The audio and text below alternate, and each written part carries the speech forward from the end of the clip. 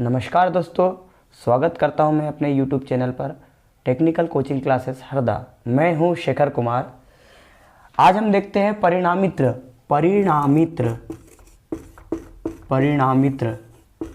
परिणामित्र का शाब्दिक अर्थ क्या होता है? ट्रांसफार्मर। इसका अर्थ ये होता है कि ट्रांसफार्मर जो होता है वोल्टेज को और धारा को एक परिपथ से दूसरे परिपथ में स्थानांतरण करता है। एक परिपथ से दूसरे परिपथ में स्थानांतरण करता है। इसी युक्ति को परिणामित्र कहते हैं। चूंकि ये जो है परिणामित्र जो है एक स्थिर मशीन है। स्थिर मशीन का अर्थ ये है कि इस मशीन को जो है इसमें ऐसा कोई भी भाग नहीं है जो मोमेंट करता हो, रोटेशन करता हो। जैसे हमारी जो मोटरें होती है वो रोटेशन करती है, लेकिन ट्रांसफार्मर में ऐसा कोई पार्ट नहीं होता जो रोटेशन करता है, बल्कि वह एक स्थिर मशीन होती है। तो आपको ऑब्जेक्टिव में सबसे पहला क्वेश्चन पूछा जाएगा कि ट्रांसफार्मर जो होता है, ट्रांसफार्मर है तो ट्रांसफार्मर क्या है? एक स्थिर मशीन है। ट्रांसफार्मर जो है वो हमारा क्या है? एक स्थिर मशीन होती है। दोस्तों, स्थिर मशीन से मतलब है कि इसमें जो है मूविंग करने वाला कोई भी पार्ट्स नहीं होता, घूमने वाला कोई भी भाग नहीं होता, इसलिए इसे एक स्थिर मशीन कहते हैं। अब इस स्थिर मशीन में होता क्या है और वर्क कैसे करती है, ये सारी चीजें हम इसमें समझेंगे। ये जो स्थिर मशीन होती है दोस्तों, ये मुख्य रूप से जो होती है, इसमें सबसे मुख्य भाग जो होता है वो क्रोड होता है। क्रोड, जी हाँ दोस्तों, जो क्रोड होता है वो सिलिकॉन की लेमिनेटेड पत्तियों द्वारा निर्मित कोर होती है। वैसे यदि हम देखे जाए तो बनावट के आधार पर जो ट्रांसफार्मर होते हैं मुख्य रूप से 3 प्रकार के होते हैं। मैं आपको स्टेप बाय स्टेप जो है वीडियो में कंटिन्यू आपको समझाते चलूंगा और आपको जो है कंटिन्यू इस वीडियो को देखते चलना है और समझते चलना है।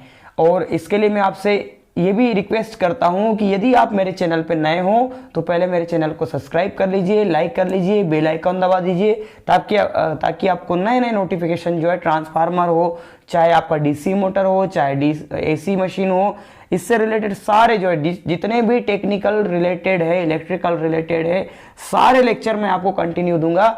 इसके लिए आप मेरे चैनल पर हमेशा बने रहिए और प्रत्येक वीडियो को लास्ट तक देखते रहिए। तो चलिए हम स्टार्ट करते हैं कि ट्रांसफार्मर मुख्य रूप से कितने प्रकार के होते हैं। सबसे पहले हमें समझने से पहले ये समझना होगा कि ट्रांसफार्मर जो है मुख्य रूप से कितने प्रकार के होते हैं। ट्रांसफार्मर मुख्य रूप से बनावट के आधार पर, यदि मैं बात करूं, कौन से आधार पे? बनावट के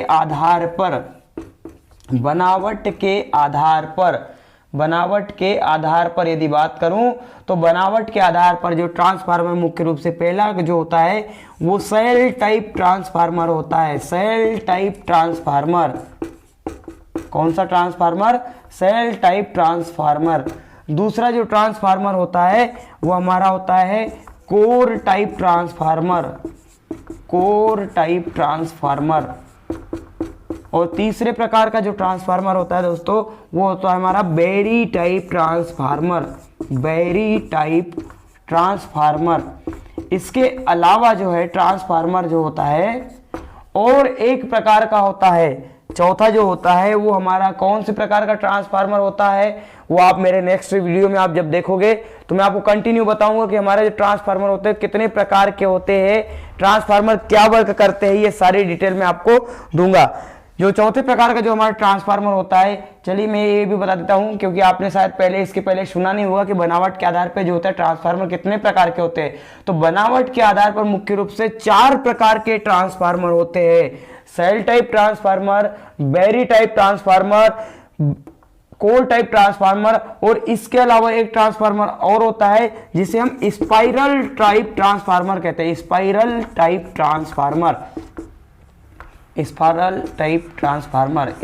टाइप के इस प्रकार से मुख्य रूप से ट्रांसफार्मर जो होते हैं 4 प्रकार के ट्रांसफार्मर होते हैं। 4 प्रकार के ट्रांसफार्मर जो होते हैं वो बनावट के आधार पर होते हैं।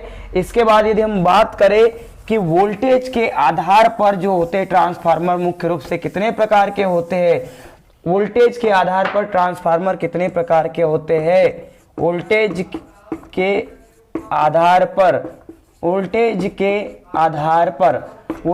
आधार पर जो ट्रांसफार्मर मुख्य रूप से होता है, एक step up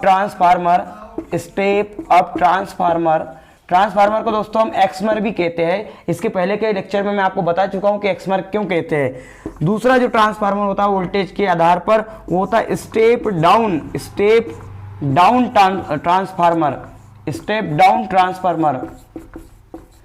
step up transformer हम हिंदी में इसे ऊंचाई ट्रांसफार्मर भी कहते हैं। क्या कहते हैं? ऊंचाई ट्रांसफार्मर।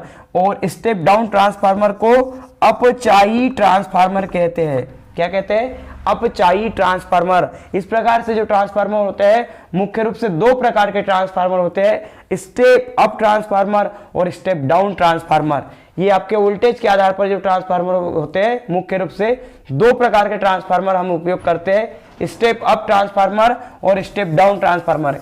इसके बाद यदि हम आगे बढ़ते हैं, तीसरे प्रकार के जो ट्रांसफार्मर, पहला जो है हमारा वो संरचना या बनावट के आधार पर हमने देख लिया। बनावट के आधार पर कितने प्रकार के ट्रांसफार्मर थे? 4 प्रकार के, सेल टाइप के, कोर टाइप के, बैरी टाइप के और स्पाइरल टाइप के ट्रांसफार्मर। इसके बाद यदि हम बात करते हैं तो दूसरा जो है वोल्टेज के आधार पर यदि देखते हैं तो वोल्टेज के आधार पर मुख्य रूप से ट्रांसफार्मर जो होते हैं हमारे दो प्रकार के ट्रांसफार्मर होते हैं, स्टेप अप ट्रांसफार्मर और step down transformer.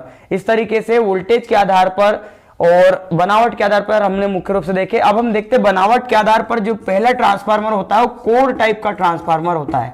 Core type transformer जो होता है मुख्य रूप से,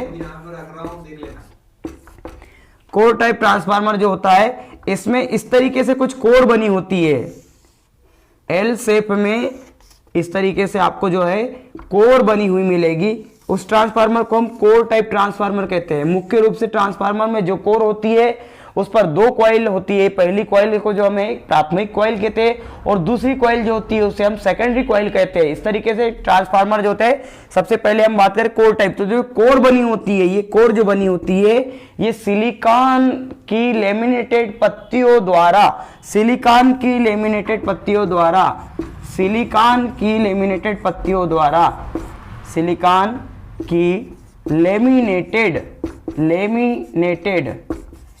लेमिनेटेड पत्तियों द्वारा निर्मित, सिलिकॉन की लेमिनेटेड पत्तियों द्वारा निर्मित होती है। इस कोर को क्या कहते हैं? हम ट्रांसफार्मर कोर कहते हैं।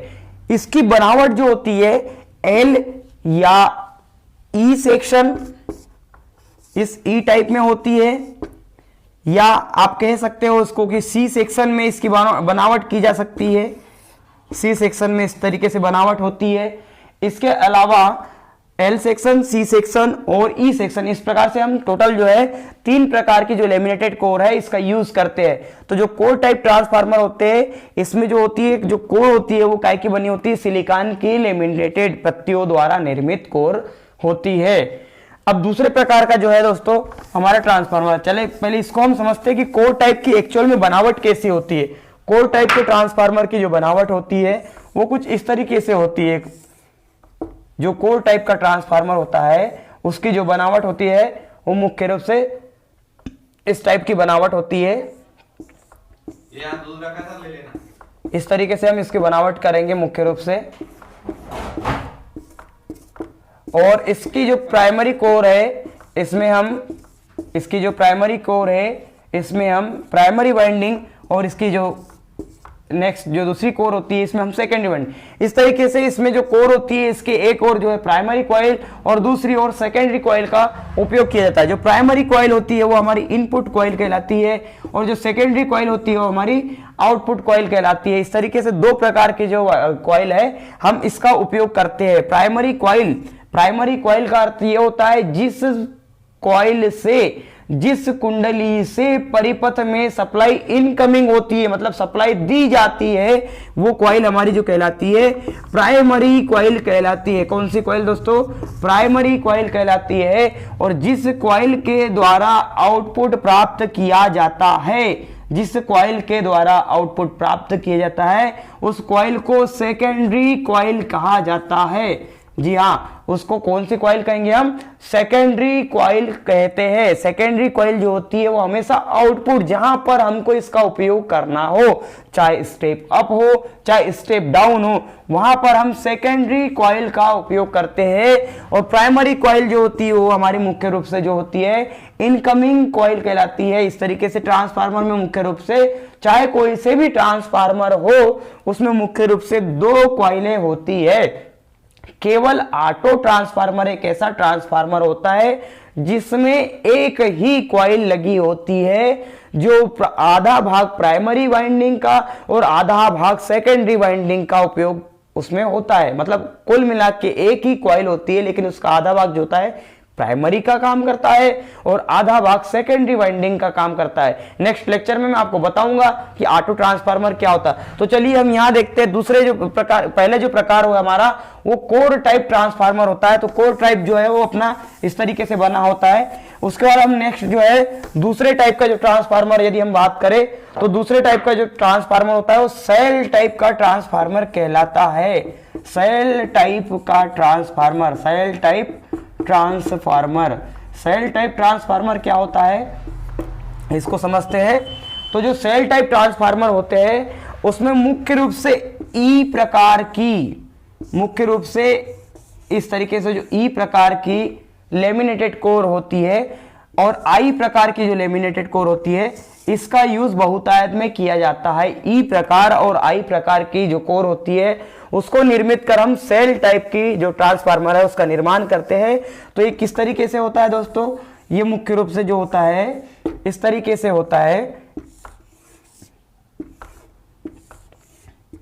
इस तरीके से इस ट्रांसफार्मर का निर्माण किया जाता है। सेल टाइप ट्रांसफार्मर में जो होती है मुख्य रूप से shell type transformer, shell type transformer क्या होता है इसको हम ध्यान से समझते हैं कि जो सेल टाइप ट्रांसफार्मर होता है उसमें ई प्रकार की कुंडली ई प्रकार की जो लेमिनेटेड कोर है उसका उपयोग किया जाता है और इसके बीचों बीच में हम जो है यहां इस तरीके से कुंडली वाउंड करते हैं। तो सेल टाइप के जो ट्रांसफार्मर होते हैं वो मुख्य रूप से जो होता है ई और आई सेक्शन, ई और आई लेमिनेटेड कोर से बने होते हैं। ऐसे ट्रांसफार्मर में आपको इसको पूरी डिटेल बताऊंगा कि कैसे वर्क करता है, कहां पर सेल टाइप का उपयोग किया जाता है, कहां पर बैरी टाइप का उपयोग किया जाता है और कहां पर कोर टाइप का ट्रांसफार्मर उपयोग किया जाता है। तो सेल टाइप का जो ट्रांसफार्मर होता है ये जो है इसकी आकृति मुख्य रूप से इस तरीके से होती है। इसके हम जो है अलग अलग भागों पर कॉइल जो है लपेट कर अलग अलग तरीके से इसका यूज कर सकते हैं। तो इस तरीके से इसके तीनों भागों पर हम जो है कॉइल लपेट कर उपयोग में ला सकते हैं। तीसरे प्रकार का जो ट्रांसफार्मर होता है हमारा, तीसरे प्रकार का जो ट्रांसफार्मर है दोस्तों वो हमारा है बैरी टाइप का ट्रांसफार्मर। बैरी टाइप ट्रांसफार्मर, बैरी टाइप, बैरी का मतलब होता है कि बेरिंग की आकृति जैसा गोल। बैरी टाइप ट्रांसफार्मर, बैरी टाइप ट्रांसफार्मर, बैरी टाइप ट्रांसफार्मर जो होता है मुख्य रूप से इस तरीके से कुछ निर्मित होता है। इस तरीके से इस पे स्लाइडिंग की जाती है। जो आपकी लेमिनेटेड कोर होती है वो कुछ इस तरीके से होती है। हम कह सकते हैं कि इस टाइप का जो ट्रांसफार्मर होता है वो हमारा बैरी टाइप का ट्रांसफार्मर कहलाता है। कौन से प्रकार का? बैरी टाइप का ट्रांसफार्मर कहलाता है।